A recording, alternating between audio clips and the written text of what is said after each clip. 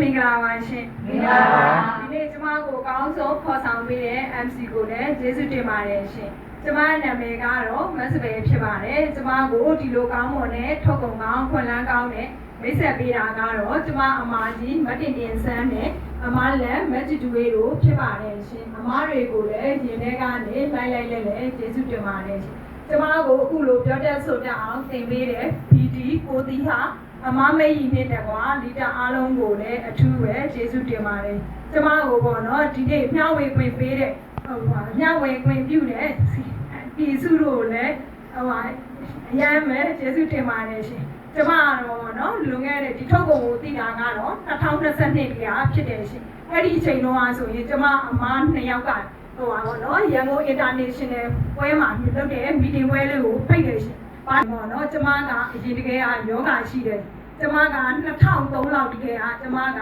ရင်သားနှစ်ဖက်မှာကျမခွဲစိတ်ထားတယ်အဲ့လိုခွဲစိတ်ပြီးတော့နောက်2017လောက်မှာထပ်ပြီးတော့ရင်သားအကျိတ်ကနေပြီးတော့သူကပြောတော့တာအစီကျိတ်တယ်ပြီးလို့ရှိရင်ပေါ့နော်ကြာလိုက်ခါမှာဘာနဲ့လဲအမြင့်ကတွယ်ပြီးတော့မှနောက်ကျောတွေမှာလည်းထပ်ပြီးတော့အကျိတ်တွေထွက်ပေါ်လာတယ်အဲ့ဒါကိုလည်းကျမခွဲစိတ်ထားအဲ့လိုခွဲစိတ်ထားတဲ့အတွက်ကြောင့်ကျမအမြဲတမ်းစကြောတွေတက်တယ်ရှင်ပြီးရင်ကျမကအစာရင်နဲ့ခဏဆေးရုံတက်ရတယ်ရှင်နှာခေါင်းပိုက်တွေလည်းသွင်းတယ်ပြီးလို့ရှိရင်ပေါ့နော်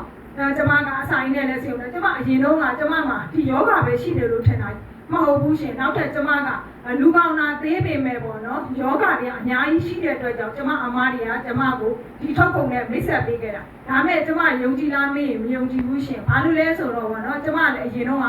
သူတို့မိတ်ဆက်ပေးတဲ့အချိန်မှာပေါ့နော်ကျမကဆေးကမ်းမှာသူနာပြုကူနဲ့10နှစ်ကျော်လောက်လုပ်ခဲ့တဲ့အတွက်ကြောင့်ပေါ့နော်ကျမအနောက်တိုင်းဆေးဝါးတွေကိုပဲကြိုက်တယ်ဒါတွေကိုမကြိုက်ဘူးအဲ့ဒီအချိန်တော့ခေါ်ကျမအားနာပြီးတော့လိုက်သွားတယ်အမားတွေဆိုတော့ပေါ့နော်အားနာနေပြီးလိုက်သွားတဲ့အချိန်မှာဒီလိုမျိုးပေါ့နော်ထုတ်ကုန်အကြောင်းတွေပြောတယ်ပြီးရင်ကိုတွေ့တွေတက်ပြောတယ်ဒါမဲ့ကျမယုံကြည်လားမေးရင်မယုံကြည်ဘူးရှင်ဒါပေမဲ့အဲ့လိုမျိုးကတော့မီတင်ပွဲပြီးတဲ့အချိန်မှာအစားတောက်လေးနဲ့ကြွေးအစားတောက်လို့တော့ကျမကြိုက်တော့စားခဲ့တာပါနော်အဲ့ဒီလည်းစားပြီးတော့အမမေကြီးကနေကျမတို့အမကနေပြီးတော့မှအဲ့ဒီဝိုင်းမှာဒါဆရာဦးပို့မေဒါအမမေကြီးဒါအမမဝင်းမှာဆိုပြီးတော့မိတ်ဆက်ပေးတဲ့အချိန်မှာကျမပို့ပြီးမယုံကြည်ပါဘူးဘာလို့ဆိုတော့ထုတ်ကုန်မှာပါတယ်လေလှပတာတွေတွေ့တော့အဲ့လိုမျိုးတွေပါတဲ့အတွက်ဒါပေမဲ့ကိုနဲ့မိတ်ဆက်ပေးတဲ့အမကြတော့အမမေကြီးအချိန်တော့ပိန်နေအသားကလည်းမဲပြီးရင်မျက်နှာတွေမှာတင်းတိတ်ကွက်တွေရှိတဲ့အတွက်ကျမမယုံကြည်တော့အမရဲ့ဘယ်လိုလဲတဲ့စပယ်တဲ့ဒီထုတ်ကုန်ကြိုက်အင်းကြိုက်ဘူးလို့ပြောလိုက်တယ်အဲ့လိုလည်းပြောကျမအိမ်ကိုပြန်လာတဲ့အချိန်မှာအမတွေကကျမကိုပေါ့နော်နောက်ထပ်မလေးရှားခီးစဉ်ကိုခေါ်တဲ့အခါမှာစပယ်တဲ့မလေးရှားခီးစဉ်ကိုလိုက်ခဲတဲ့ငါတဲ့လေရင်ကလည်းခံမယ်တဲ့ passport လောက်တာကိုလည်းတဲ့အကုန်လုံးခံမယ်ပေါ့နော်အကုန်စပွန်ဆာပေးမယ်လိုက်ခဲဆိုလဲကျမထပ်ပြီးတော့ညှင်းဆိုင်ခဲ့တယ်အဲ့လိုညှင်းဆိုင်ခဲ့တဲ့အချိန်မှာကျမဘာတွေဖြစ်လာလဲဆိုတော့ကျမပေါ့နော်အရင်တော့ဝါကျင်လို့ဆိုပြီးတော့အဲ့ဒါဟန်ဝါစေးဘူး20ကျော်လေ2016ကနေ2019ထိကျမတောက်ခဲ့တယ်အဲ့လိုတောက်ခဲ့တဲ့အချိန်မှာကျမကဝါလာတယ်ပေါ့နော်အသေးတွေမှာလည်းကြောက်နေတယ်ဝါပြီးတော့ကျမအယိုးပုံဝါပြီးတော့ကျမစတီယိုထည့်ခဲ့ရတယ်ရှင်စတီယိုထည့်ခဲ့အဲ့လိုစတီယိုထည့်တဲ့အချိန်မှာကျမကပေါ့နော်အဲ့လိုစတီယိုမထည့်ခင်ကျမအယိုးတွေပုတ်လာတဲ့အချိန်မှာကျမဖျားရှိကိုတဲ့အချိန်မှာပြန်ထတဲ့အခါမှာခြေထောက်ကညောင်းပြီးတော့ခြေထောက်တွေကကိုက်တော့ထွန်းနေဖြစ်နေတော့ကျမအမကြီးကစပယ်နဲ့နေပါဖြစ်တာလေတဲ့အတိပါဘူးလို့ကျွန်တော်ခြေထောက်တွေနာတာဆိုပြီးတော့အဲ့လိုပြောတဲ့အချိန်မှာကျမကိုဆေးကန်းသွားပြအယိုးကျော်ဆေးကန်းသွားပြလိုက်တော့ဆေးထိုးပေးရင်တက်လာတဲ့အချိန်မှာနောက်ကြတော့ပြန်ဖြစ်တဲ့အချိန်မှာဓာတ်မှန်ပြန်ရိုက်တော့လဲရှင်ကျမပြောချင်တာပေါ့နော်ကျမတို့မြန်မာပြည်ကဓာတ်မှန်တွေက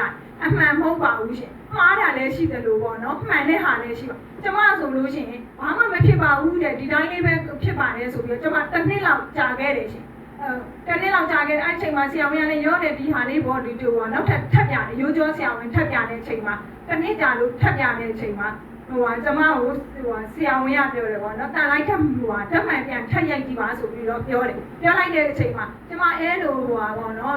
သူတို့ဓာတ်မှန်နောက်တစ်ခေါက်တွားထလိုက်နောက်တစ်ခေါက်သွားတဲ့အချိန်မှာမရတော့ဘူးတဲ့ခြေထောက်ကပေါ့နော်အယိုးပုတ်သွားပြီတဲ့အဲ့လိုပြောတော့ကျမထပ်ပြီးတော့မယုံကြည်သေးဘူးဘာလို့လဲဆိုပထမတစ်နှစ်တုန်းကတော့ဘာမှမဖြစ်ဘူးလို့ပြောတာပေါ့နော်အခုတစ်နှစ်မှဆိုရင်မဖြစ်ပါဘူးလို့နောက်ထပ်ကျမအမပြတယ်ပေါ့နော်အယိုးကျော်ဆရာဝန်ကြီးထပ်ပြတဲ့အချိန်မှာအဲ့ဒီဆရာကလည်းတန်လိုက်ထပ်မှန်ကိုရိုက်တဲ့ခါမှာကျမတို့ပြည်ပေါ့နော်အပြင်မှာတန်လိုက်ထပ်မှန်ရိုက်ရင်ဈေးကြီးတယ်ရှင် အားကြောင့်ကျွန်မ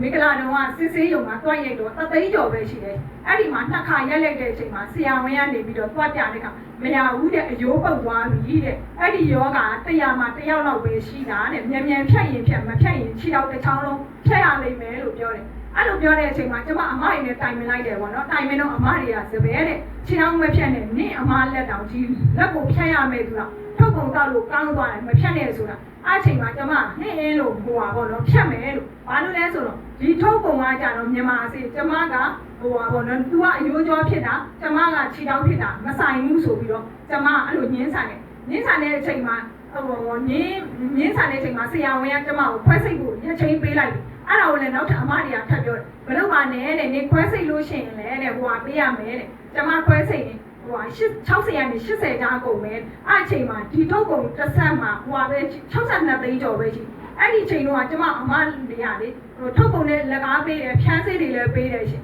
်ကျွန်မဖြန်းလည်းမဖြန်းဘူးတောက်လည်းမတောက်ဘူးကျွန်မဟိုငွေမတော့ပေးလို့ထုတ်ကုန်မတောက်ဘူးသက်ဆံမဟုတ်2000ပဲပေးဆိုပြီးတော့ကျွန်မမဖို့2000တာတောင်းခဲ့တာရှင်အဲ့ဒီချိန်မှာမှအဲ့လိုမျိုးဈေးကြီးတာဟောဗျာလဲ62သိန်းကျွန်မခွဲတာကြတော့လေ380ဆိုပြီးရင်ကျွန်မစပွန်ဆာမှတ်တယ်ရှင်ဘာလို့ဆိုကျွန်မဘာသာကျွန်မခွဲမယ်ဆိုလို့ရှိရင်အမကြီးကတဝက်ဆိုင်ပါလေဟိုဟာဒီထုတ်ကုန်တောက်လို့ရှိရင်ကျွန်မပတ်စံကုန်မှာ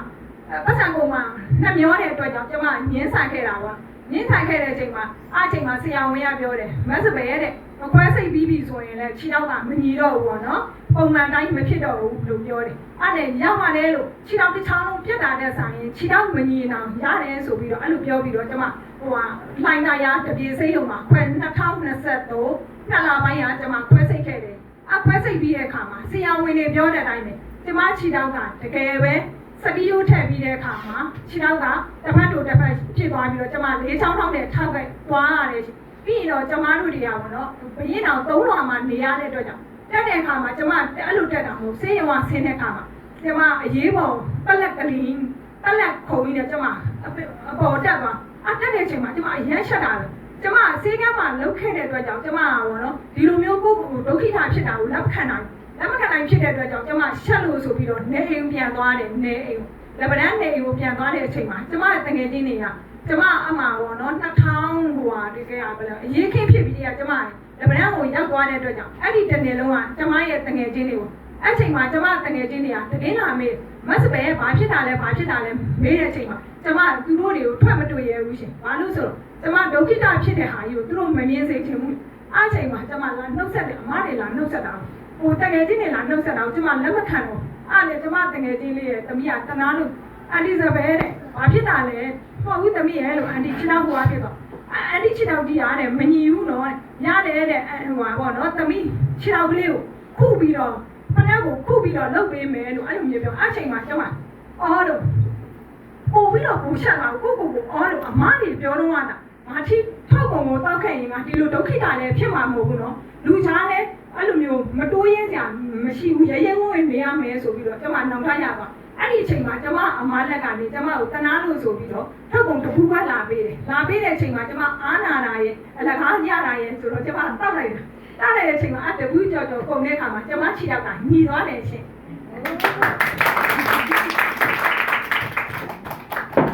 ကျွန်မခြေထောက်ကညီသွားတယ်ရှင်ဟုတ်ညီသွားပြီးတော့ကျွန်မဆိုင်တယ်တော့မဲ့ပေါ့နော်သူများတွေဆရာကျေးဇူးပါကျွန်မပေါ့နော်အဲ့လိုမျိုးခြေထောက်ကမညီတဲ့အတွက်ကြောင့်ကျွန်မဆေးကမ်းမှာသူလာပြုမလုပ်တော့ဘူးပေါ့နော်ဒါပေမဲ့အဲ့လိုခြေထောက်ညီသွားတဲ့အချိန်မှာကျွန်မအရန်လဲဝမ်းသာသွားတယ်ပြီးရင်နောက်ထားလဲရသွားတယ်ပေါ့နော်အဲ့လိုနောက်ထားရသွားတယ်ပြီးတော့ကျွန်မဝမ်းသာအားရနဲ့ရန်ကုန်ပြန်တက်လာဒါမဲ့ကျွန်မကောင်းသွားတယ်ဆိုတဲ့အကြောင်းကိုကျွန်မအမတွေကသိတော့သိတယ်ဒါမဲ့ကျွန်မလည်းပေါ့နော်မပြောဘူးပေါ့ပြောလို့ရှိရင်ဒီထုတ်ကုန်သူတို့ကိုကောင်းတာသိသွားပြီဒီထုတ်ကုန်ကိုတောက်သွားလို့ပြောတော့မယ်လေဟိုတောက်တော့တောက်ချင်တယ်ဒါမဲ့ကို့မှာပတ်စံလည်းရှိတာမဟုတ်ရှင်ကျွန်မမှာရှိတာရွှေလေး3ချက်သားပဲရှိတာ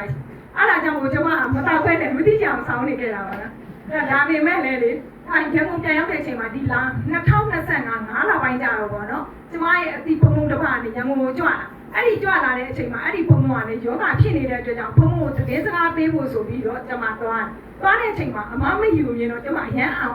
ဘာလို့လဲဆိုတော့အဲ့ဒီအမမကြီးကကျွန်မနဲ့စတွေ့တော့ဆိုဟိုပုံစံတခြားပေါ့နော်အခုချိန်မှာသူကဝါလဲဝါလာပြီအသားလည်းဖြူလာတယ်လှလဲလှလာတဲ့အတွက်ကြောင့်ကျွန်မစိတ်မထိန်နိုင်တော့ဘုန်း န်းเจ้าမှာနေကျမငွေမှတ်တဲ့ရွှေမှတ်တဲ့သူပါပေါ့နော်ကျမလက်ကောက်ကတကြသားရှိတယ်ဆွဲကျိုးကတကြသားရှိအဲ့ဒါကိုချုပ်ပြီးတော့ဘုန်းကြီးเจ้าကနေတန်းချုပ်ပေးလိုက်ရောအမားတို့ကျမဒီထုတ်ကုန်လေးတောက်ချင်တယ်အမားကြီးကိုပြောပေးဆိုပြီးတော့ကျမပေးခဲ့အဲ့ချိန်မှာအမားမရပါနဲ့မက်စပယ်ရဲ့ထားလိုက်တယ်ကျမအမားကြီးကိုရအောင်ပြောပေးမယ်ဆိုပြီးတော့ကျမကိုပြောခဲ့တယ်ပေါ့နော်အဲ့လိုပြောတဲ့အချိန်မှာအမားကြီးကနေပြီးတော့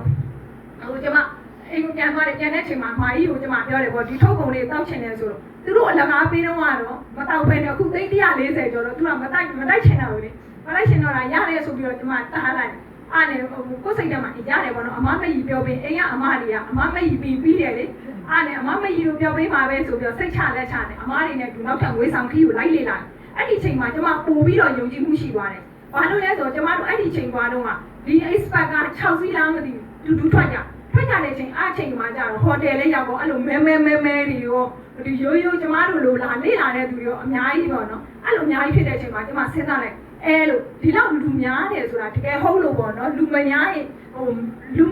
င်တကယ်မဟုတ်ဘူးပေါ့နော်ဒါကြောင့်ကိုကျမပို့ပြီးတော့ယုံကြည်မှုရှိပါအဲ့ဒီချိန်မှာကျမစတီယိုတက်ထားပြီးတော့ထောင်းမြင့်ဖက်စီရတယ်အဲ့ဒီပွဲမှာပဲဆရာဥပ္ပဘုံမရနေပြီးတော့7+2ရှိတယ်ဆိုပြီးကြီးညာလိုက်တယ်အဲ့ပွဲမှာကြီးညာလိုက်တဲ့အချိန်မှာဟောနော်အဲ့ဒီပွဲမှာပါပိုးတို့ပါလေဂျာဒူကြီးတဲ့သူတွေကရှေ့တန်းပြီးရင်3 star တို့2 star တို့1 star တို့ကျမတို့အဲ့တဲ့ကအနောက်မှနေရတာရှင်အဲ့လိုနောက်မှနေတဲ့အချိန်မှာအဲ့လို7+2ရှိတယ်လဲဆိုတော့ဝမ်းသာအားရနဲ့စင်ပေါ်ကိုပြည့်တက်သွားတာချော်လဲမှလည်းကျမမကြောက်တော့ဘူးနော်ဘာလို့လဲဆိုတော့ဒီထုတ်ပုံလေးအရင်တောက်ချင်သွားခဲ့ပြီလေအဲ့နဲ့ဒါပေမဲ့စင်ပေါ်လေးရောက်တော့တယောက်မှတစ်ခေါက်ပဲရမယ်ဆိုလို့ကျမစိတ်ဆိုးပါအဲ့ချိန်မှာတက်ပုံရိုက်တာတော့ပဲမှတ်လာပြီလက်တိုင်းစပုတ်တာဘာလို့ဆိုတော့ကျမအများကြီးတောက်ချင်တာဘာလို့လဲဆိုတော့ကိုကယောဂရှိတယ်ကိုယ့်ရဲ့ပုံစံနဲ့တစ်ဆက်တည်းနဲ့မရဘူးလေပြီးတော့ကျမလည်းလှကျင်တယ်လေအမြဲတမ်းလှကျင်တဲ့အတွက်ကြောင့်ကျမဒါအများကြီးတောက်ချင်တယ်ဒါပေမဲ့အဲ့ဒါနဲ့ဟိုကအဲ့လိုပဲ၎င်းပဲရမယ်ဆိုတော့အမားတွေကိုဆင်ဝါနေဆင်းလာတယ်စိတ်ဆိုးပြီးတော့အဲ့လိုပြောမပေးကြလို့မာကြီးတို့မပြောပေးလို့ပြောပေးရင်လို့ဟိုကျမဟိုပါနော်စကားထိုင်လို့ရတယ်လို့အခုတော့ဟိုစကားမထိုင်ရဘူးဆိုပြီးတော့ရန်ကုန်ပြန်ရောက်လာကြအောင်ပြန်ရောက်လာကြအောင်ကျမစဉ်းစားလိုက်တယ်ပေါ့နော်ကျမစကားထိုင်ဖို့စဉ်းစားလိုက်ဘာလို့လဲဆိုလို့ရှိရင်ကျမကအခုကျမထည့်ထားတဲ့စတီယိုက9နှစ်ပဲခံပါပြီဒါပေမဲ့အဲ့လိုမျိုး9နှစ်တောင်ပဲပေါ့နော်ငြိမ်စိတ်နေမှထိုင်မူလီလေး3ချောင်းနဲ့စုပ်ထားရတာရှင်9နှစ်ပဲခံမယ်ဒါပေမဲ့ကျမဟိုပါပေါ့နော်ဘယ်နှစ်အဲ့ဒါကိုကျမဒီထုတ်ပုံကိုတောက်မယ်ဆိုရင်9နှစ်ကကိုကျမပြန်လဲကျမလဲရမယ်10နှစ်ခံရင်လည်းခံမယ်ရှင်အဲ့ဆိုမတန်ဘူးလားရှင်တန်တယ်နော်ပြီးတော့ကျမကအစာရ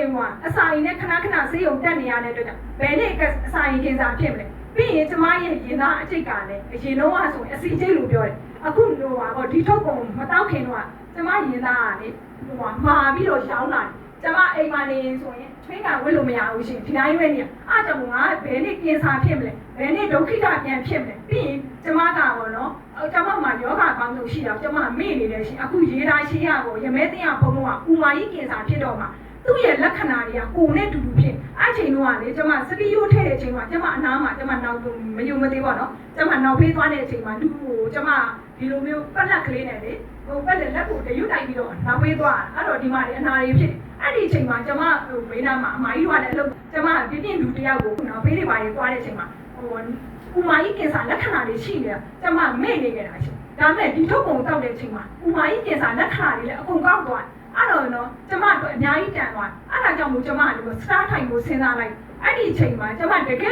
ကျမရွှေပါလို့မှတ်တာလဲဆိုလို့ရှိရင်ကျမတို့တွေကတောတွေသွားတယ်မလားမိဂလာဆောင်တွေသွားတယ်မလားရွှေပါမှလူရဝင်တာလေအဲ့ကြောင့်ကျမရွှေကိုမိဂလာဆောင်သွားဖို့အလှူဒန်းသွားဖို့ဆိုပြီးထားခဲ့တဲ့ဟိုဟာရွှေပေါ့နော်ဒါပေမဲ့တကယ်ကျမတို့နေမကောင်းဖြစ်ပြီဆိုဒီရွှေကတန်ဖိုးမရှိဘူးဆိုတာကျမသိသွားတယ်လေပြီးတော့လေကျမကြီးကနံပါတ်1ပဲဆိုတာသိတဲ့အတွက်ကြောင့်ကျမစတားထိုင်ကိုဆုံးဖြတ်လိုက်တယ်အဲ့ဒီချိန်မှာအမကြီးကနေပြီးတော့စပယ်နဲ့စနားမထိုင်နေဦးနဲ့ဘာ promotion မှလည်းမရဘူးယာဒူးလည်းမရဘူးပါနော်မရှိဘူးဈေးနှုန်းလည်းဟို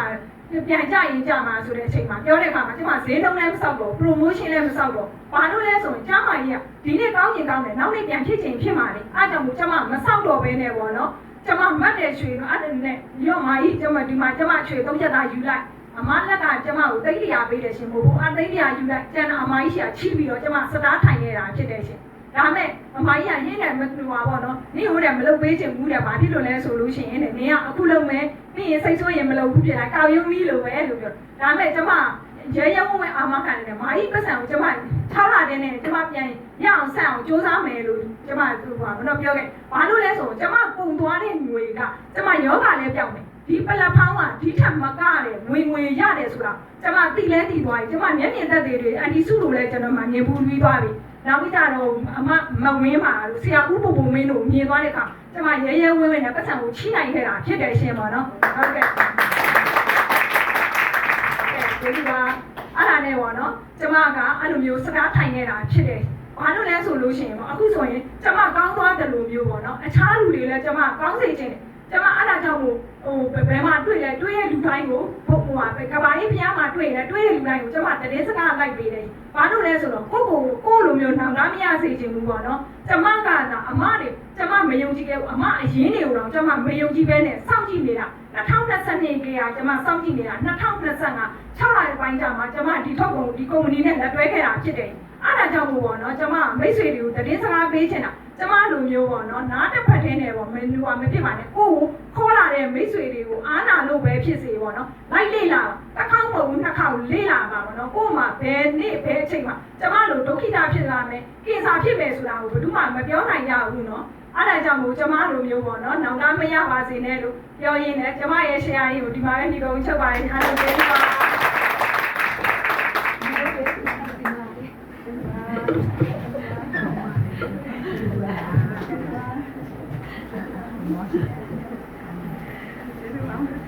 ကျွန်တော်